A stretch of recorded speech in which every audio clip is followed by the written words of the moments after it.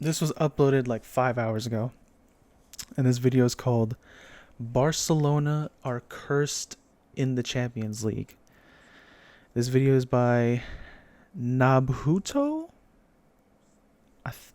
I definitely mispronounced that. I apologize if I did. But yeah.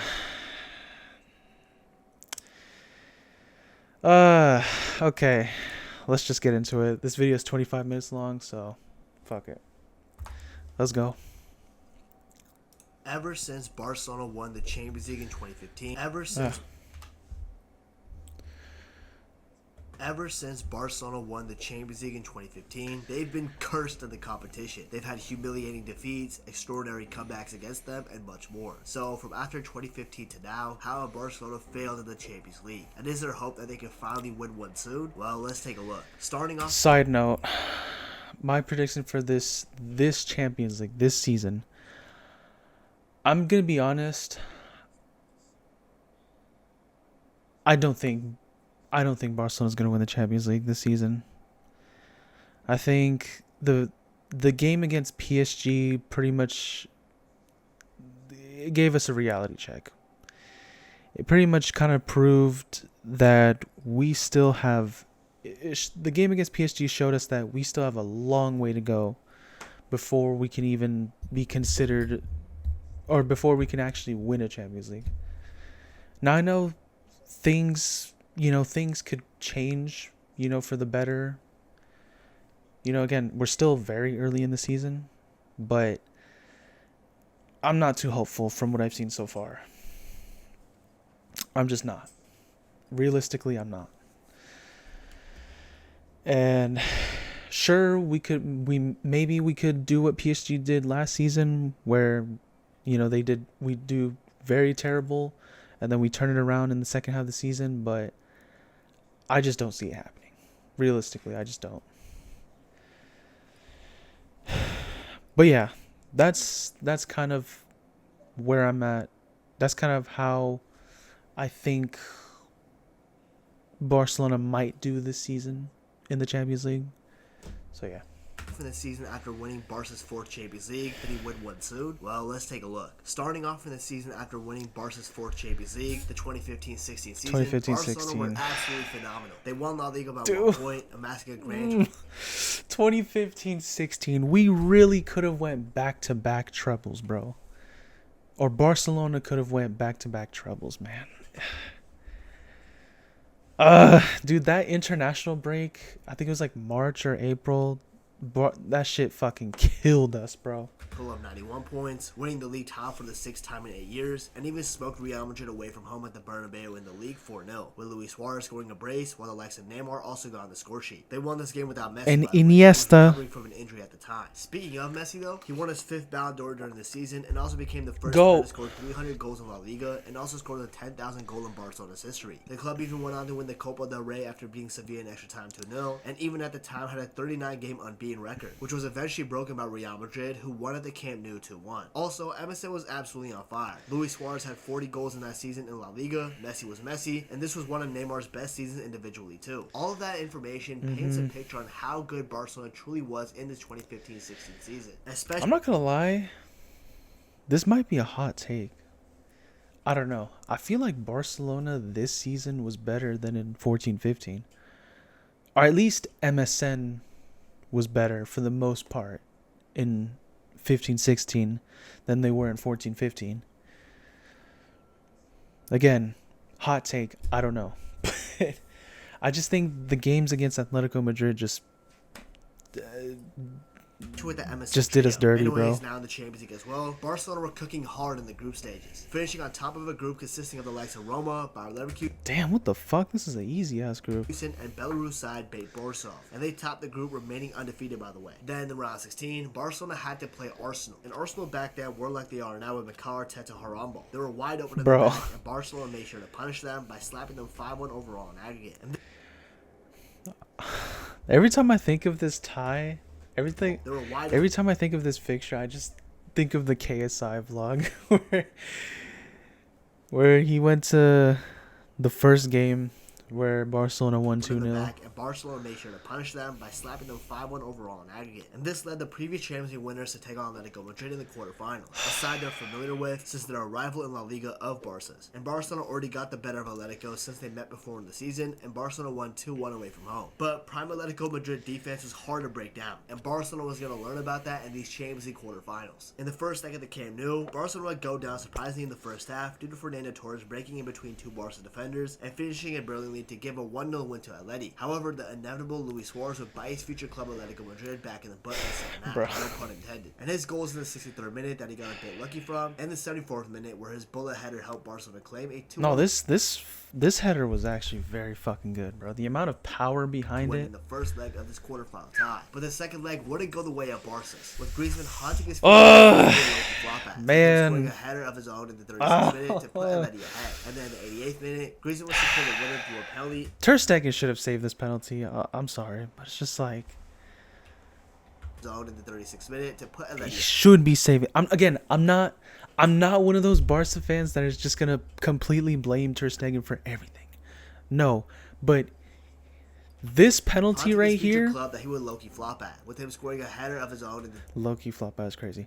36th minute to put Atleti ahead, and then the 88th minute, Griezmann was secure the winner. This penalty right here, Ter Stegen should have saved that.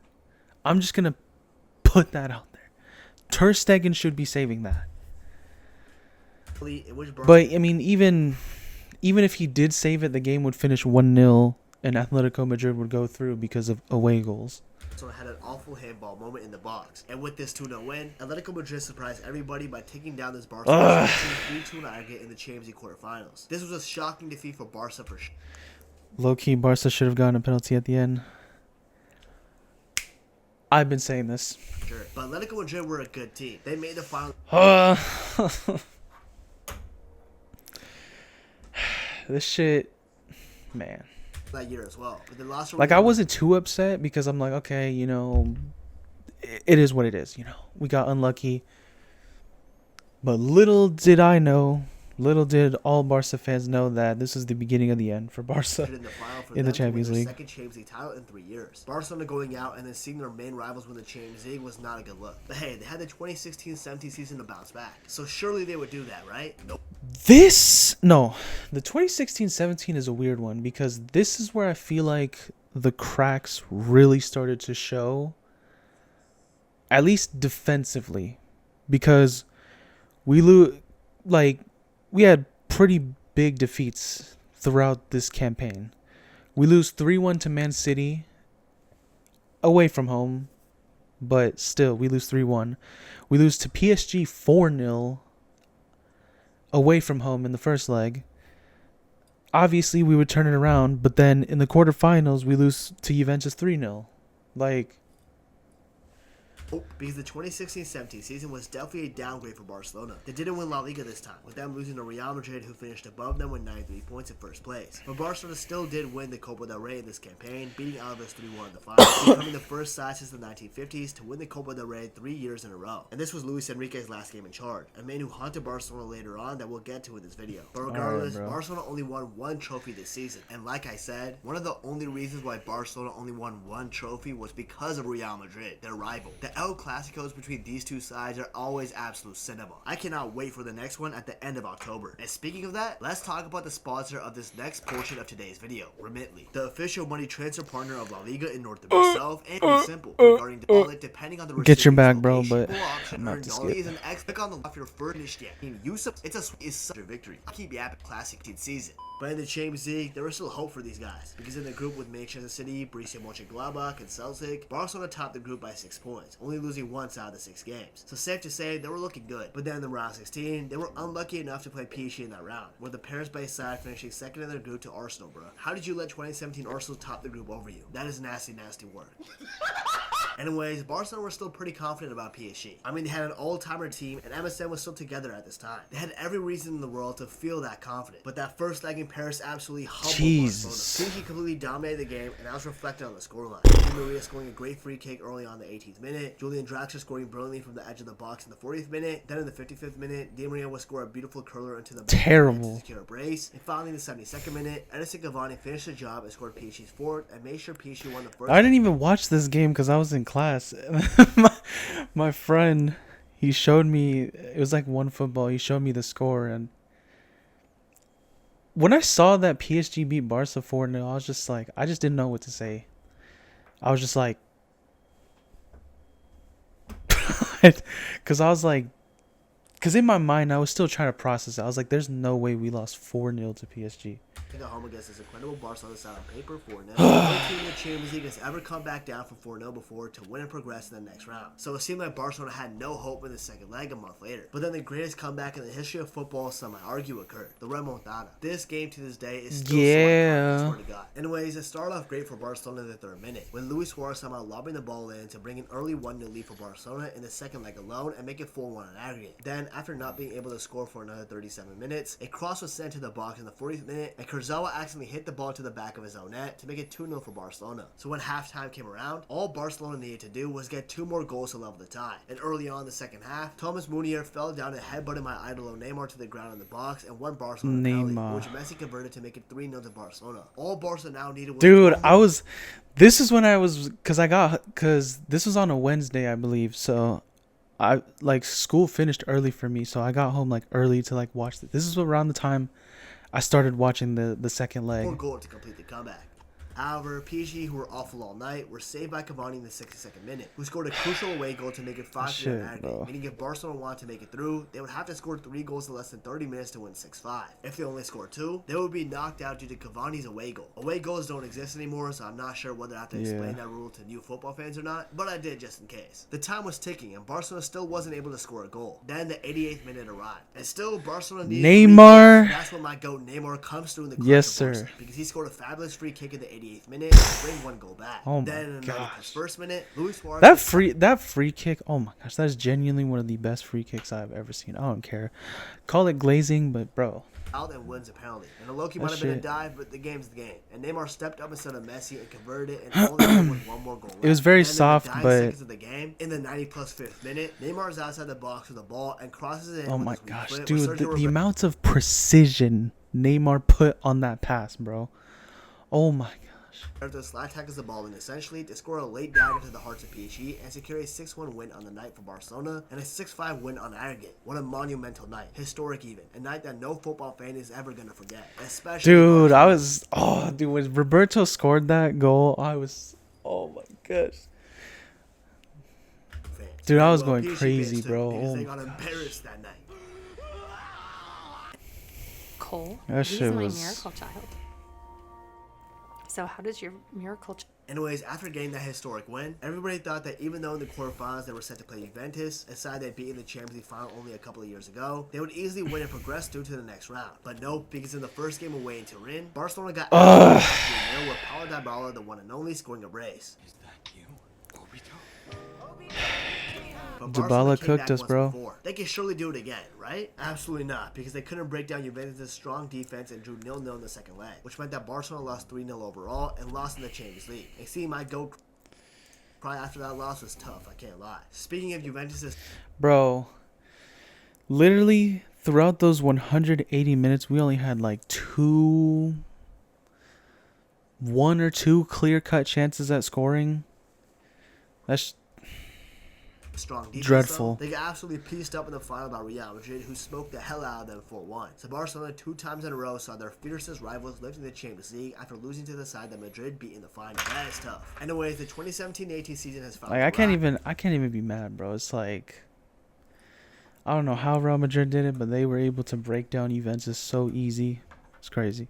And Barcelona had gone through massive changes. First and foremost, MSN no longer exists after Neymar left the club to join PSG. The signing played a huge role in beating for 222 million euros. He probably left after seeing Messi and Sergio Roberto getting all the credit for the remontada, after he's the one who scored 2 goals and got 1 assist in the final minutes of the game to complete the comeback. He no longer wanted to be in Messi's shadow, so he dipped. While Barcelona went and signed Ousmane Dembele as Neymar's replacement, and he didn't have a good first season and kept getting injured. Now Barcelona overall, I mean, they did run away with the league this time. It wasn't just first season. They were signed to them, Atletico Madrid were in the 70s in terms of points. Same with Real Madrid. And for the Copa del Rey, Barcelona would end up winning that too for the 4th time in a row. While for the Supercopa de España, they low-key got clapped by the rivals Real Madrid 5-1, so they didn't win that. And it's not going to be the first time that Real Madrid owned them this season too. But now moving on to the Champions League, they did get grouped with Juventus, who haunted them this season prior. But Barcelona still managed to top the group over them, and also Sporting CP and Olympiacos. Barcelona topping this group meant that they had to play Chelsea in the round of 16, where they would get by easily at the end. Initially though, it was a bit scary, with Willian almost scoring in the first half. Dude, Willian After the 62nd minute from a long shot to give the Blues a 1-0 lead with half an hour to go. Willian was crazy in this first leg. He came clutch in the 75th minute, scoring from an Iniesta pass to break his curse of being unable to score against Chelsea. They got a crucial away goal in this 1-1 draw in the first leg. Then in the second leg, it was easy work for Barcelona as Messi's brace and Dembele's goal gave them a 3-0 win over Chelsea at the Camp Nou, which meant that Barcelona won 4-1 and were heading to the quarterfinals to play Roma. Now this isn't the legendary and historic Roma side of the past, where they've won Serie A titles, etc., etc. So along with Roma losing Mo Salah the previous summer to Liverpool, Barcelona were still expected to win this quarterfinal tie pretty easily and make the semifinals. And in the first leg, it seemed like this was going to happen because Barcelona absolutely dominated Roma in this game. They first made it count the scoreline. It's so weird. This first game, like, we fucking annihilated Roma with ease, but it's like Barcelona did not play good whatsoever. It's so weird. This is when Ernesto Valverde was coach. It's like Barcelona, it's like they didn't really play good in this season, and then the next one too. It's actually, no, the next season it was worse, but this season it's like Barcelona, it's like the 17-18 season, like Barcelona in a lot of games didn't really play good, but it's like they got the results. It was so weird.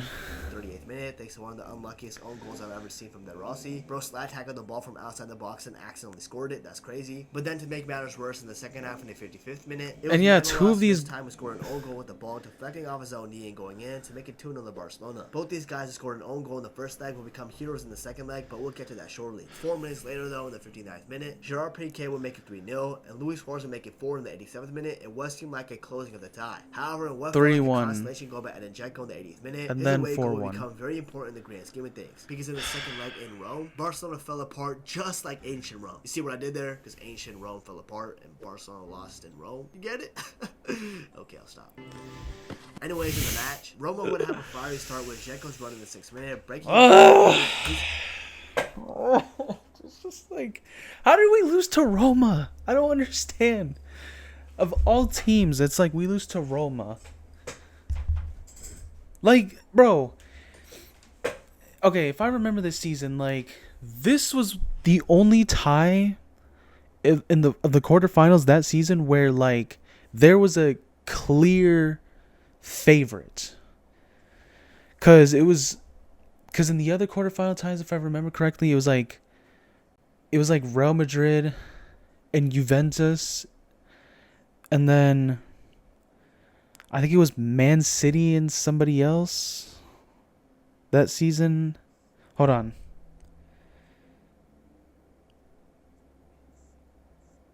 I think it was Man City and Liverpool that played each other in the quarterfinals. And then it was Bayern Munich and somebody else. I don't know. But this is the one where it was like Barcelona was by far the favorite to go through to the semifinal. It is. To get a goal back from Roma. Just like Barcelona's early goal against PSG a year prior to the second leg, Roma's early goal in the second leg motivated them that they could actually come back, which they did. Nothing more happened in the Dembele should have played this game. Second half, though. Because I'm sorry, you can't go 4-4-2, and especially knowing that Messi drops into midfield, you're leaving Suarez by himself, having to deal with 3 center backs. Like, you're not gonna get anything going. Minute, Piqué ended up dragging Dzeko down. And what was Piqué doing here? on the box, and the referee awarded a penalty for Roma. Low-key, it might have been a dive, but the game's a game. No, it wasn't a dive. PK literally Dragging pulls second him down. down the box, and the referee Bro, come on. awarded a penalty for Roma. Low-key, it might have been a dive, but the No, that was a penalty. Like, you can't game's argue game. it. And the Rossi stepped up this time and smashed the ball in to bring Roma within one goal. Ter Stegen got a hand to it. Victory. And in the 82nd minute, Roma would achieve euphoria because the Greek god in Rome, Manolas, would get his head on the end of a corner and score to help Roma win the second leg And, like, who's on the near post, bro? Why is nobody on the near post? 2-0. And due to the away goals rule existing back in the day, Roma would go through to the semifinals, winning 4-4 overall in aggregate, with that away goal from Dzeko being crucial for Roma to go through. Barcelona crumbled in remarkable fashion, something that we haven't seen before. Blowing a huge lead like this felt like it was only going to happen. I was in genuine, like, disbelief. I was just like, there's no fucking way this happened to us. In the blue moon. But reality is, the same thing happened the very next season. The 2018-19 season for Barcelona was shaping up to be something 2018-19.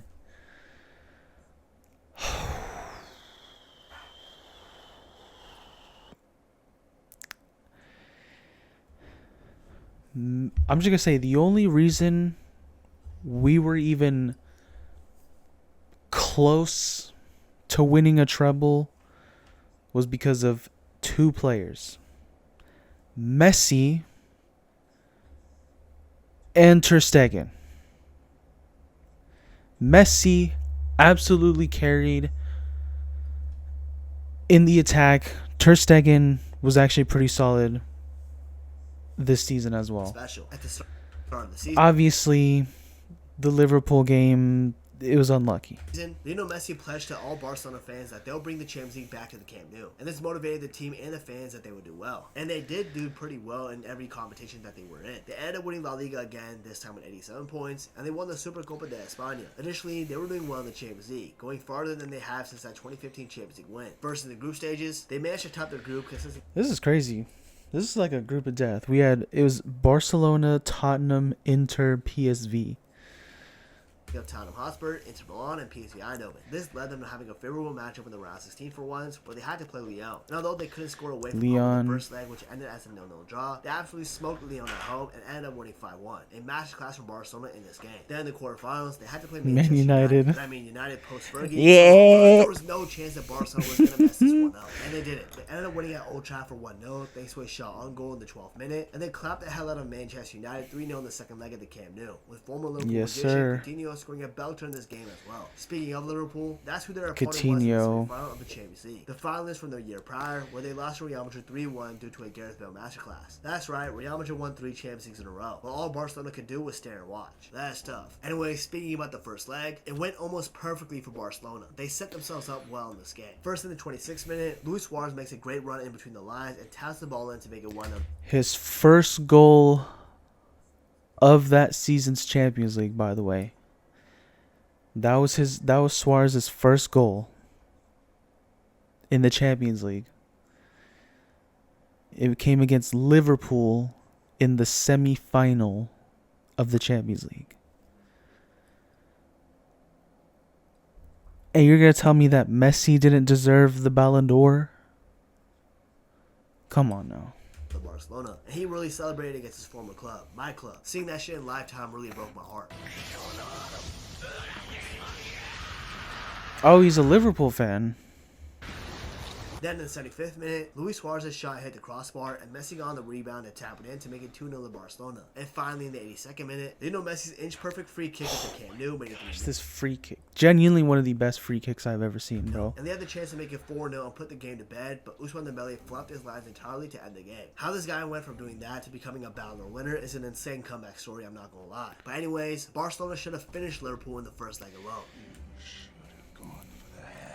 Because although they still won 3-0, Barcelona choked a 3-goal lead last year in the Champions League, so it was possible to do it again. And Jurgen Klopp believed it too. I remember him saying after the game that he felt confident that they could come back and win in Anfield. But surely Barcelona won't bottle it again, right? Right? Wrong. Because although the likes of Roberto Firmino and Mohamed Salah weren't playing these games due to injuries and whatnot, the tides changed quickly in the 7th minute when Origi got on the rebound of a Henderson shot. he put the ball in to make it 1-0 Liverpool. Barcelona did exactly what they did last year and accidentally gave hope to their opposition by allowing them to score early, and we punished them for that. Then with Robertson getting injured and Wijnaldum coming in the second half, we turned up the heat, with Gini scoring in the 54th minute from across the field. Why is he wearing a Barcelona shirt? I don't get it. 2-0, just one goal away from drawing the match, and then 2 minutes later, his header from Shaqiri's cross will level the tie completely. Barcelona were capitulating, and they did once more with Trent Alexander-Arnold's corner, taken quickly incident, where he caught Barcelona napping, and Origi finished the ball in from that corner to make it 4-0. And despite losing at the Camp Nou 3-0, they came back Oh from my 4-0 gosh. and knocked Barcelona out of the Champions League when it seemed like they were. Bro, when this happened, bro, I genuinely contemplated on not showing up to school the next day, bro. Destined to make the final that year. Ex-Liverpool players like Luis Suarez and Felipe Coutinho couldn't believe their eyes seeing the and Sergio Busquets to this day hasn't tweeted on X since that defeat. That's wild. Liverpool even went on to win the Champions League. I bet if Barcelona actually made the final, they would have been in Tottenham too. But hey, I guess we'll never know. And no, just to rub more salt on the wounds, Barcelona lost the Copa del Rey final that year too, losing their streak of winning it to Valencia 2-1. Just FYI. Now you might be thinking it surely can't get worse than the Roma comeback and the Liverpool comeback, right? No way Barcelona can outdo themselves in the 2019-20 season, right? Surely he can't. I'm going to be honest.